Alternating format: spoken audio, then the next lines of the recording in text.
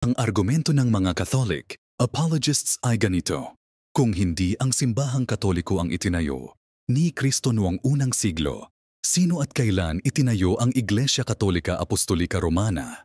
1. Misleading ang ganitong mga tanong. Kapag mali ang premisa ng tanong, magiging mali rin ang magiging sagot. Klaruhin po natin, ang simbahang Katoliko ay hindi lumitaw bunga ng pagtatayo nino man. Lumitaw ang Iglesia Katolika sa pamamagitan ng pagtalikod sa tunay na Iglesia ni Kristo matapos na umakyat sa langit si Kristo at mamatay ang mga apostoles. 2. Ang pagtalikod ay hindi naganap sa iisang iglap lamang kundi dahan-dahan ang naging pagbabago sa mga dalisay na aral ng Diyos. Dahil dito, walang definidong sagot sa tiyak na petsa sa kalendaryo, sibil, alalaon bagay bawat aral na baguhin na nakasulat. Sa Biblia ay nagaganap ang pagtalikod.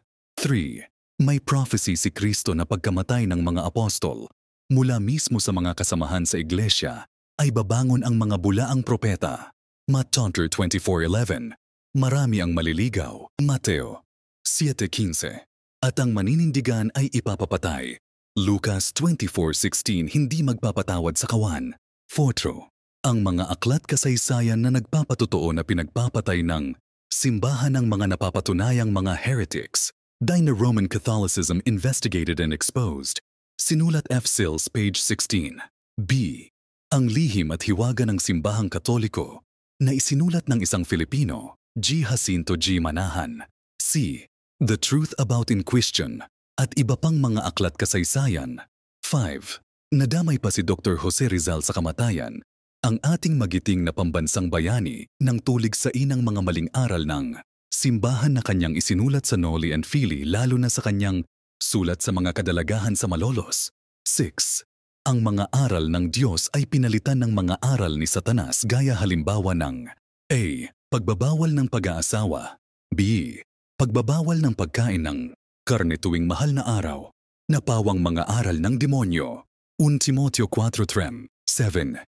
Dinagdagan pa ng mga aral ng tao na walang kabuluhan. Mateo 15:19, gaya ng misa, Trinidad, Purgatorio, Rosario, Kumpil, Carmen, at iba pa. Nalabag at hindi pa mababasa kahit sa pabalat at tagiliran ng Biblia. Kaya nga nawala ang pangalang ENC na dito ay nakakabit ang pangalang Kristo, ang pangalang ikaliligtas, gawa, Warden 12, at pinalitan ng pangalang Iglesia Katolika na pangalang hindi ikaliligtas.